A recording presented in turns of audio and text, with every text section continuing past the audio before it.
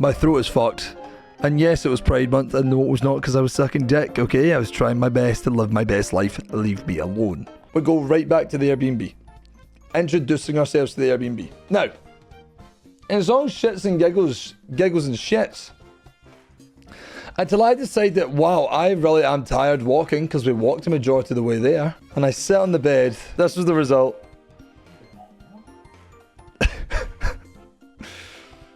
It caves in. And there's nothing that makes you feel like a fat bastard more than when the entire bed caves in. And before everyone starts going and pointing fingers, being like, ha, this is your fault, you're fat, you're ugly. Let me just point out. These here, these ones are locked in. These ones are locked in. None of these were in the slots. They were to the side of the slots, which meant that the second that I sat on them, and I like rested far too fast and comfortably, all of them just like slid and then caved off. So your boy just went deep, like deep into it. If it was the first time that it happened, that was what I would tell you. It was one thing at a time. We'll go canonically here. It was not the first time in the whole trip that it happened. So we learned after, you know, some of this, some VAR review, we were like, okay, this happens. You were jumping on the bed? Listen, I might look like I give the vibes of a 16-year-old girl at a slumber party, going, maybe kicking my legs back or stuff, reading a text in my stomach while my legs kick. But I ain't gonna jump on no bed in a stranger's house. That feels weird. And we paid for a deposit on the place, so I mean, they kind of have to like do the Airbnb thing, take care of it as much as possible. Don't say doubt. Why are we saying doubt? It's the truth. Anyway, it collapses in on me. And I spent the first 10 minutes educating people on that. I'm like trying to make everyone aware. Now, the problem that we had off rip is I got there, Grass got there, Raz got there. But who was staying at the Airbnb was just myself so far. The rest of the group, Lot Ender and his lot, their flight got cancelled once they got up in the morning. In the strangest of ways, might I add, right? Because we're flying... Ja pierdolę, nie bydlę! Bobber! What's up with your voice? Did you deep throat a hedgehog? Stop trying to make up stories of why I'm sounding like this just now. So the boys are running a bit late because they decided that instead of driving, instead of like flying, they're going to drive. Their choice, but they done it and they got there late. So I decided I would show off. I would show off the entire thing right after, because I had to make them aware by the sense the bed has caved in on itself. So here's where we get to. So just like a nice little house tour. There's Grass, right, here we go. So I decided, because, you know, I didn't book the place, I'd do a little assessment. And Luke, I feel like you're getting the big room, you and Jadine, there we go. Luke and Jadine, like, Luke found the place, so it only felt fair they get the big room. The big bit, there's a crib. That's where I can sleep. That is my room. My bed's gone, and I can snuggle up in there, Mr. Snowman. We then come back down. All the way down. If I don't fucking fall. Kind of interesting, there is a metal step. There's like a metal guard stop at the bottom, and I don't understand why that's in here. None of the other stairs have it, so why does this? Down there. Enjoy the feet pics, everybody.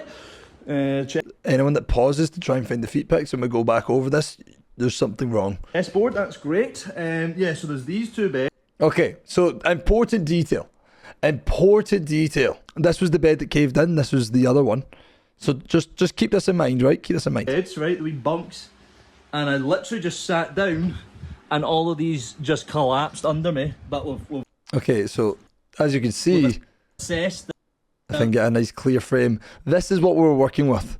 Because we couldn't get them back in there without breaking the bed originally. So we just had to put them to the side and pray. They're a wee bit off, we can work. But it's not bad. It's not bad. Not great, not bad. Okay, so that was the place. Lovely little spot. Lovely spot. Can you show us the video of you running around as an underwear dinosaur? Shit. Shit, has Luke leaked that? Oh. You told them about the late night shenanigans.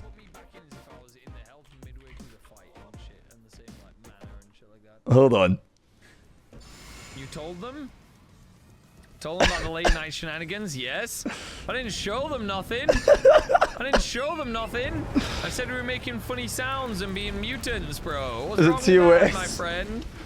Because I might. I needed to know how funny and cute my boyfriend Midas is. Friday night's kind of a write-off. Friday night, you get there, you get fucked up. It was supposed to be a calm night. We got a bit fucked up. We met everybody that we needed to meet. We had a great time. To let them know, this is how I literally wake up. I send this picture. He just sends back a voice message of him laughing at me. It was great. It was great. So that's how eyes crusted over. I realised in every single picture that I took with anybody, this is dyslexia here, I am fucked in every single picture. I did not take one single picture sober the whole week. Convention time. We get there Saturday, or like Saturday, yeah. Saturday you walk around. This is how you walk in. You get your badge, and there's a massive duck. Yeah, so we're walking around. We see the stands, we see the stuff, we see everything. There's a big Tarkov thing going on. We'll meet up with a load of people. We do all sorts, and it was good, but it was kind of lackluster. There wasn't like a lot to do, and because of that, the queues were like minimum 20 minutes, and like to me that just got really like I can come back, and then every time I came back it was still the same. So I was like, I'm not gonna waste my time. I'm gonna keep walking around, try and find people, Saturday it was just a nice time. I was like kiting around, going places, doing whatever, but the exciting part was the evening, because after we leave and we get ready and we get some food in us, we're like, okay, it's time to go. Big rave. There's Lockender Jadine. Right? This place went from like a very calm venue to like popping off. But Saturday is like a day of doing business, getting like details from people, getting everybody like together, and we're there. Saturday night, we all go, we do our thing, we get fucked up, we have a good time with all the people that we met. We had a great like little interaction with folk. It was nice because like a lot of the communities knew me, in terms of like they recognize the stream, so they'd be like, oh, like you come over here, you back and forth. When I get a very strange and peculiar message from Lara, Lakota Jaguar, and she says, why have I just found this in the girls' toilet? Now, I didn't know what this was, which is fucking terrifying, but this is written on the stall of the bathroom. I think they would assume that I put that in there. So here's what happens. You go to the toilet, there's a wee lady sat with a card machine, which is terrifying, because the signals that gives aren't that you need to pay for the shite. A basic human necessity to take a shite. It doesn't seem like something that like you need to pay for. So when she starts arguing with me and she starts pointing at my wrist, and I'm like, what does that mean? Because to me, they're talking about like you get a little stamp at the door, you know, the little ink stamp that. Like, you get one of them. So she was like, you haven't paid? I was like, I paid to get in. There's my stamp. What the fuck are you on about? And it was a shame, because she was like a little old lady, really nice, really innocent. But when I really need to pee and I need to drink, and someone's going, no, and having that little card machine being like, you pay. I'm like, brother, I'm going to piss on you if you don't let me pass, please. Someone else then walks in front of me and makes a point to be like, no, mate, I'm so sorry, you might not be getting this. You pay like €1 now, or you pay $3.50, and then you can go to the toilet as many times as you like. Now, I am a sucker for a bargain. And in my head, I had to sit and really consider how many times I'm going to need to pee tonight. I said I'm only going to pay for one. Because was I hell giving $3.50 to potentially only use it once? Like, I'd be spending time in the bathroom not doing illegal things, but just peeing. So I thought I'm going to go to one. Luckily on that one, I go into the toilet. Mr. Dyslexia's there. He's like, yo. I'm like, yo. Weird that I was holding his cock and he was holding mine. Just like holding streams, you know, making sure. And he goes, he goes, you want a party? Terrifying sentence to hear from a man next to you when you have your penis out. Well, gloss over the fact that he turned around and said, do you want to party? While I'm out, cock in hand, releasing the flow. I don't know. And I'm like, well, what do you mean by that? I've worked in clubs since I've been 16. I thought that would mean, you know, the devil's ash or something similar. He turns to it and says, well, I have a band. Again, still not fucking getting out of the limelight here. I'm like, right. He goes, the sticker's still on it. What does this mean? He goes, there's a party next door. And it's in the actual club, like, side of it. And this little bad boy right here, and he pulls out, like, you know, like, gig bands that you get? Little bright orange is like, and it's supposed to be for an exclusive thing, but you see, like, we should go and we should check out and we have a spare one. Why don't you come? I was like, why don't you come's a wild thing to say while I've got my dick out. However, I'm in. So I go. So we're like trying to elegantly find a way to kind of sneak out to this venue next door without making a big scene about it, doing whatever. And we go down there. Now, when we're down there, very nice place.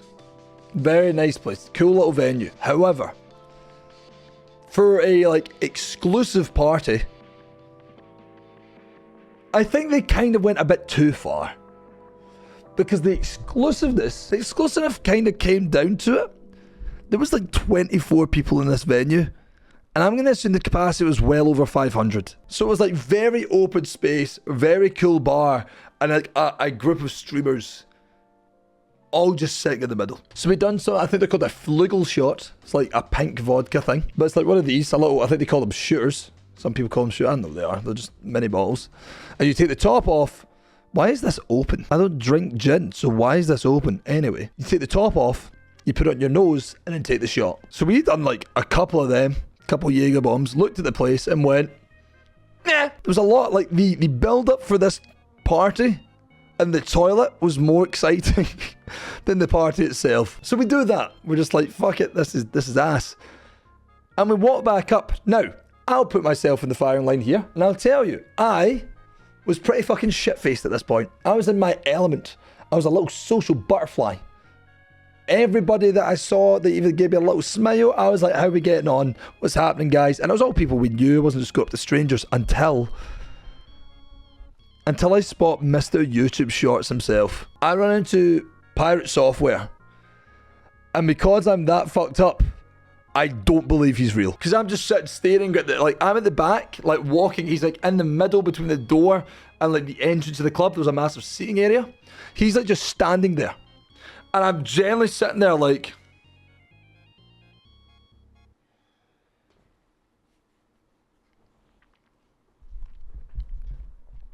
that is him, right? A lot more charming in person though. Like, he's charming as it is normally. And his YouTube shorts are obviously great. But I was just sitting being like, this is weird. So I'll be honest, I just kind of interrupted. I didn't want to, I don't love getting photos with people. I find it weird to interact with and be like, can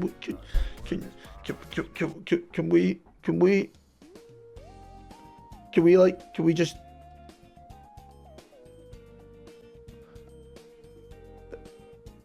I just walk up, I'm like, yo, don't interrupt. He's in a conversation. So I'm really sorry to interrupt. Just want to shake your hand, say thank you very much for everything. I love the inspirational posts you put for content creation on your shorts.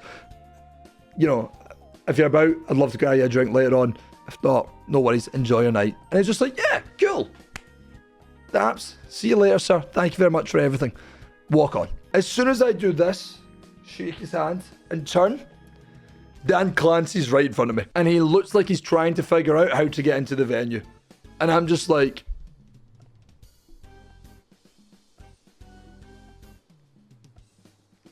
I might be a little fucked up right now. And I just go, Dan! And he's like, hey! And then it's just like... I don't know what the fuck to say. So just like, hope you're enjoying your night. I just kept walking. Panicked. Fully panicked. The CEO of Twitch standing in front of me. Don't even plug the channel. Don't ask for a following anything. Don't do it. Just like... Enjoy your night. Keep walking. I'm like, oh, fuck.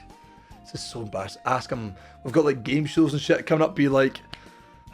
Could have just asked to be like, do you want to come to the show? Do you want to do bits? Like... So I forget. I freeze. I'm human, okay? Back to back, Pirate Softwares, straight into Dan Clancy. Very cool experience. I can't remember much about Saturday night. And I didn't realise this until Sunday morning. Because as I told you, I was trying to be a bit of a social butterfly. roaming around doing my part. I'm gonna find one of these clips to play so you get an idea. I can't play any more than one. I cannot play any more than one. For anyone that's ever been curious about what I look like in a pair of boxers, mate, this is your chance. It's too funny to not share at least one. Keep in mind, again, this is very important for Sunday, I don't remember any of Saturday night. Do you ever remember having those nights where, like, you're all supposed to be asleep, but all of you can't stop laughing at the most stupid shit, right? And it's just like, it's constant, and then you're like worried that like you hear someone moving upstairs, and then like you just get tired, and like you're just pissing yourselves, and then like your pal's dad comes in and is like, can you all shut the fuck up, right? It's like that. But what we would do was fucking traumatizing each other with the weirdest shit, and we're all like trying to outdo it. Now this is how the night started. After we got back from the bar, we all decided to take a little walk, go down to the water, have a nice time, have another beer, chill the fuck out, all get a little tipsy. We had a few more drinks while we were here, and it was nice, right? Like, I remember all of it just sitting. We found a spot, and it was great. So that's not being a bit of a goblin. That's not being a little bit of a little bit of a demon. And it's obviously the Jägermeister has finally caught me. But I come out the room in my boxers, like,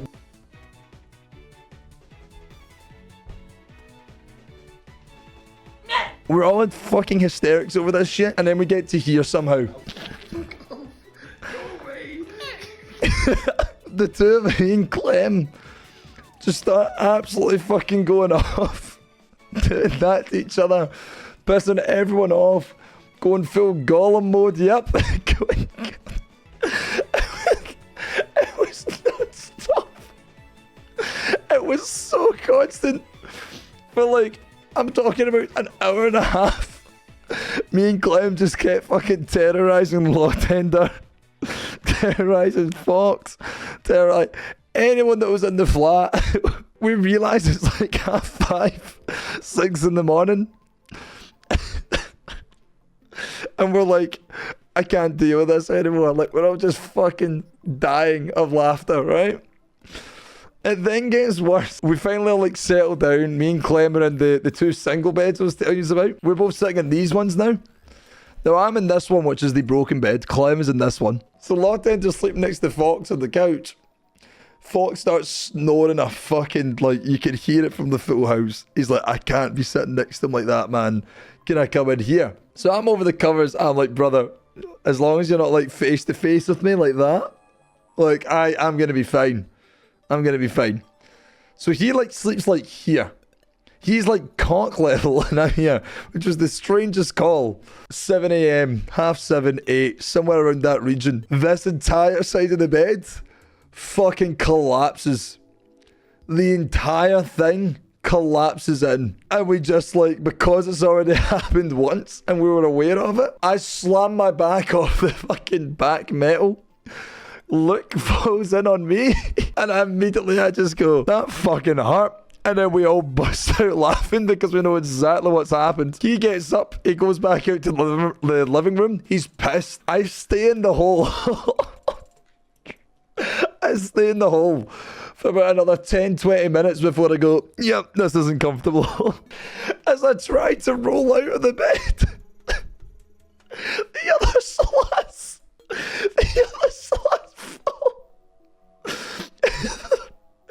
The other slats fall through. And the whole thing just comes down. And I couldn't believe it. I was like, the bed's done. I was like, it's gone. Just, all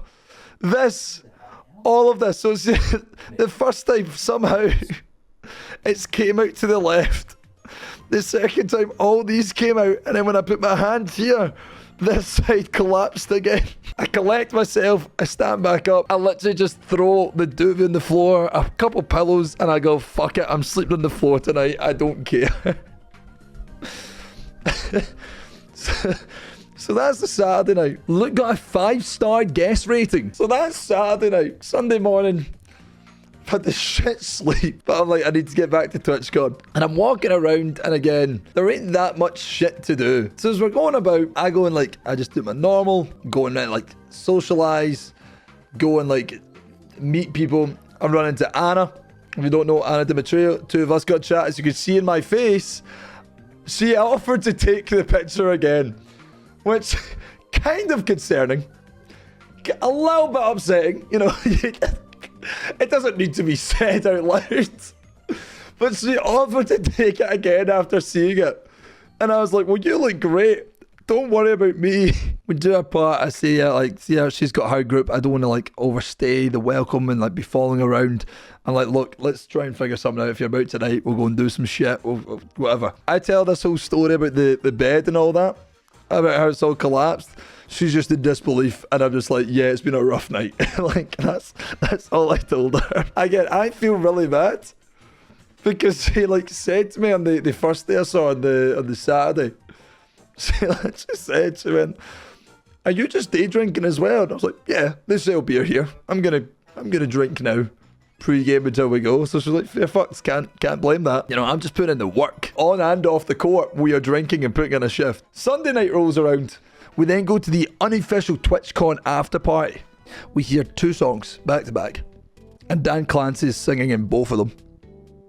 And don't get me wrong, the act was good, but just for the vibe, off.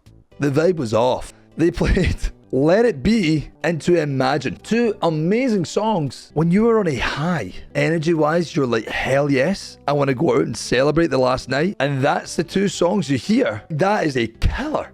It is a mood killer and fast. It does not work. I go meet Mr. Dyslexia, get a wee drink with him, and here's what I find out.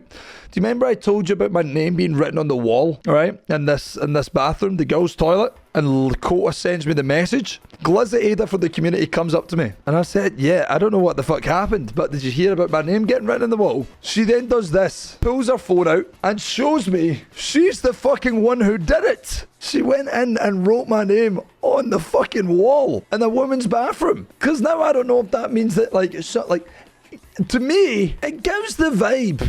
It gives the vibe that I've went in there at some point in the day and done that. So she done that, first bombshell. We then go away, get some more drinks, meet some people. And we have this little interaction. Place is bouncing, place is doing its part. And I just couldn't fucking believe it. Because it just didn't seem real. It felt fake. As if like I was watching it and I knew I was drunk. So I was like, there's just no way this is like happening. It's Dan Clancy on top of a fucking bar and he is going nuts. He is going absolutely fucking nuts up there. He was up there, I shit you not, at least an hour and a half. Song after song. And he was giving it. That's what I put on the Instagram story. That's my CEO. I have never had a bigger vote in confidence on like who is leading a company since that. Hearing that and he's still in the bar. He asks if you can see there's ropes behind the bar. There's these ropes here. And usually they're used so that people, like the people that do dance in the bar, there was like 2 people, like staff, that would always go up and they'd always be dancing, right? So they would use those to hoist themselves up or sit on them and swing a wee bit. Dan reached out and tried to get on those and tried to swing away. Now, given his age, I think it was a safety thing, but like my guy was going.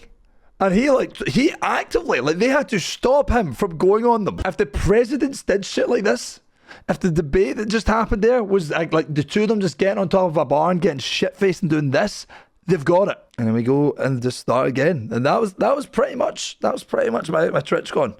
Quite a short and sweet weekend, looking back on it. It turns out Monday morning, everyone was up, everyone, like in our place, everyone got sick. Everyone got sick. Like they were sick in the morning physically. They had the shits. They had everything. It's now came out that people are saying like, oh, they think it's norovirus or no, but how do you pronounce it? Hell yeah.